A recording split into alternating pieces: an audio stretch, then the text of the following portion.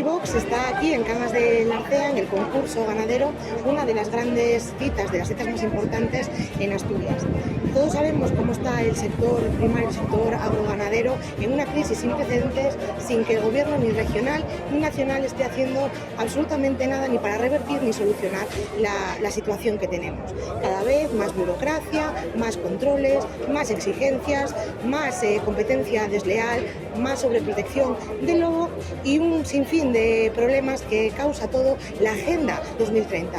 Una agenda cuyos objetivos suenan muy bien, pero que la realidad es completamente distinta y lo estamos viendo cómo nos está afectando a todos de manera negativa, especialmente al sector industrial y al sector ganadero. Como sigamos aplicando estas políticas, el ADN asturiano, ese ADN ganadero e industrial, dejará de existir. Y por eso es muy importante la cita electoral de las elecciones europeas para poder cambiar todas las políticas, dar un giro de 180 grados y solo Vox propone una alternativa distinta a todas estas políticas para garantizar nuestra soberanía alimentaria y nuestra soberanía energética. Propuestas muy alejadas de las ideologías climáticas de los ecologistas radicales.